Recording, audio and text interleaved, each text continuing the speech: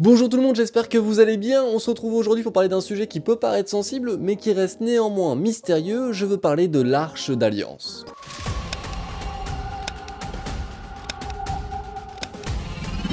Alors vous allez me dire pourquoi est-ce que tu veux en parler? Bien parce que je lis pas mal de choses sur internet, et très peu m'indiquent que finalement cette arche qui aurait pu disparaître jusqu'à 600 ans avant JC puisse être retrouvée. Et justement, j'aimerais qu'on en parle.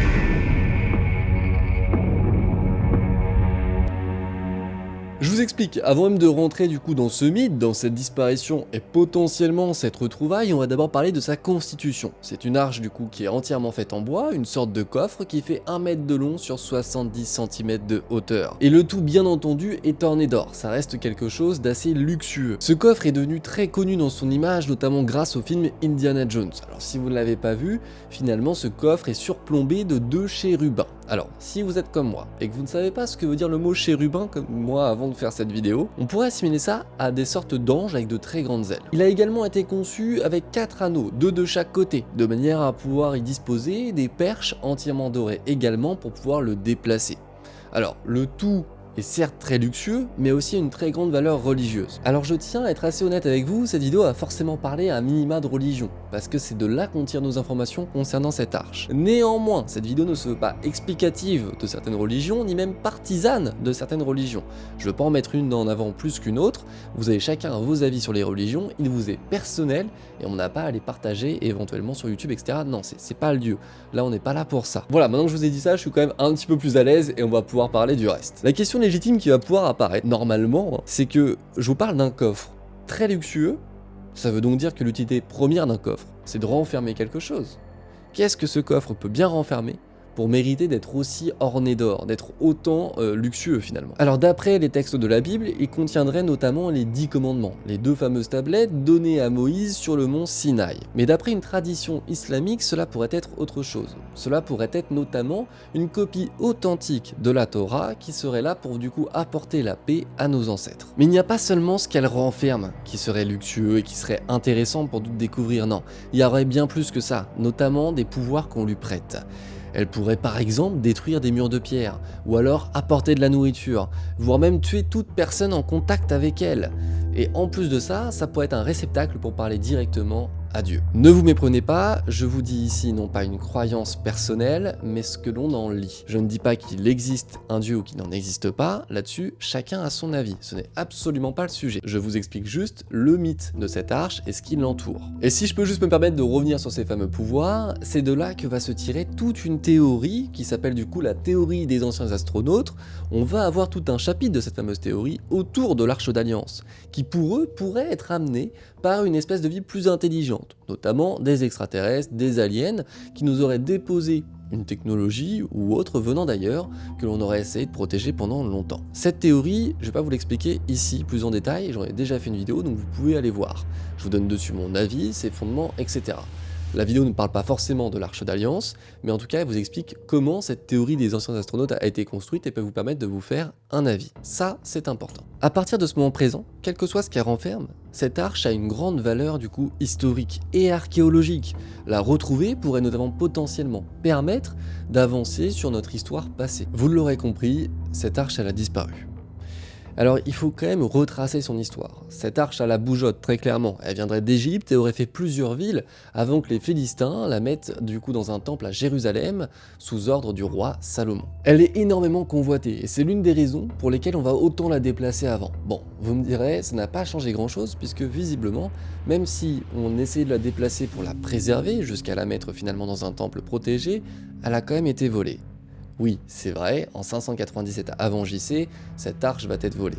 Mais c'est pas si simple. D'après l'histoire officielle, les Babyloniens auraient envahi Jérusalem et récupéré beaucoup de richesses, beaucoup de reliques, beaucoup de choses en tout cas là-bas en pillant cette ville et après en repartant avec du coup toutes ces richesses, ce qui est le principe même de piller du coup. Sauf qu'en réalité on n'en sait rien. Parce qu'au moment où les Babyloniens viennent envahir Jérusalem et viennent la piller, le listing n'indique absolument aucunement la trace de l'Arche d'Alliance. Et c'est à partir de là qu'on a une perte d'informations super importante concernant la localisation de cette arche. À partir de ce moment présent, en 597 avant JC, on considère qu'elle est officiellement perdue. Vous vous en doutez, si je vous en parle aujourd'hui, c'est qu'on a d'autres informations. Notamment venant d'un livre de légendes et de mythes éthiopiens. le Kebra Nagast, qui lui va nous expliquer une toute autre histoire. Si les Babyloniens n'auraient pas pu piller l'Arche d'Alliance, c'est notamment parce que le roi Salomon l'aurait offert à la reine Makeda des Saba après l'une de ses visites à Jérusalem. Et leur fils Ménélik l'aurait emporté chez lui. Il l'aurait déposé dans une église où cette arche pourrait encore être. Ce qui veut donc dire que ce livre serait la trace la plus récente que l'on aurait concernant la localisation de cette arche, car elle serait encore aujourd'hui à l'église Sainte-Marie de Sion. Le souci, c'est qu'il pourrait y avoir une grande confusion dans les écrits du Kebra Nagast.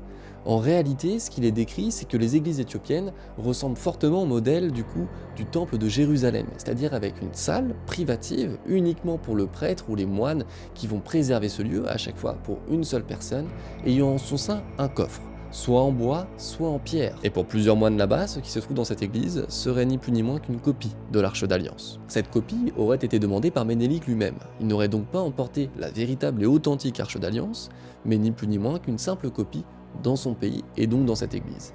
Le problème, c'est qu'on ne peut pas rentrer pour vérifier si celle-ci est authentique ou non. Pour être tout à fait précis, aujourd'hui, cette relique dont on parle, copie ou authentique, peu importe pour le moment, serait conservée non pas dans l'église dont je vous ai parlé, mais dans la chapelle juste à côté, qui elle est entièrement clôturée, dans laquelle il y a une personne, un gardien, que l'on nomme d'ailleurs comme ça, qui du coup passe ses journées à allumer de l'encens, à prier et à garder cette relique. Il y a un seul moine qui passe l'entièreté de sa vie à garder cette relique.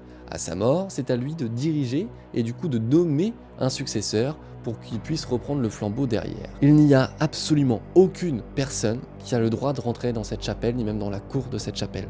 Le tout est entièrement fermé et il y vivra jusqu'à la fin de ses jours. Voilà donc ce qui nous empêche de savoir si cette chapelle renferme bel et bien une véritable Arche d'Alliance, la véritable Arche d'Alliance, ou alors une simple copie. À vous d'y voir ce que vous voulez. On pourrait y voir une sorte de preuve, comme quoi, effectivement, si un seul gardien a le droit d'être en contact avec cette relique, ce serait donc qu'elle aurait les pouvoirs qu'on puisse lui confier, qu'on puisse du coup lui accorder. Peut-être. Ça, c'est à vous de savoir. Aujourd'hui, tout ce que l'on connaît de cette Arche d'Alliance, ce sont des textes anciens, souvent religieux, voire même pratiquement tout le temps religieux, pour être tout à fait honnête, et des croyances. Donc, c'est à vous de vous faire votre propre avis. Je n'aurai pas de preuves à vous apporter, je n'aurai pas d'éléments supplémentaires à vous apporter, mais on peut toujours en discuter en commentaire si vous le souhaitez. Je tiens à faire un dernier rappel, je ne suis pas ici pour parler d'une religion plus que d'une autre, et je ne suis pas non plus ici pour vous dire quoi penser. C'est à vous de vous faire votre propre avis. Libre à vous d'imaginer ce que vous souhaitez ou de croire à ce que vous voulez. Je ne suis absolument pas là pour vous juger, ni même pour vous dire quoi croire. Quoi? C'est difficile à dire.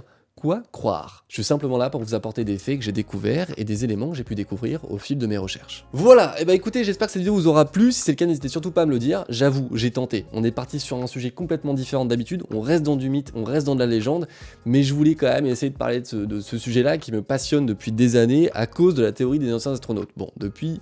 Personnellement, je pense pas du tout que ce soit lié à une forme de vie plus intelligente, mais c'est que mon avis personnel. Aujourd'hui, je sais pas vous dire si un jour on va la retrouver, cette arche-là. Tout ce que je sais vous dire, c'est que plusieurs spécialistes, notamment des archéologues, expliquent que si elle était en bois, il serait très compliqué de la retrouver aujourd'hui. On pourrait retrouver des traces de cette arche, mais non pas l'arche de manière intacte. Ou alors elle aurait été refaite entre-temps, ou restaurée entre-temps. En tout cas, si cette vidéo vous a plu, n'hésitez surtout pas à me le dire en commentaire, ça me ferait extrêmement plaisir, à mettre un like, à la partager, ça donne une force incroyable, vous imaginez même pas. Et puis surtout, je vous dis à très bientôt pour une nouvelle vidéo. Ciao tout le monde!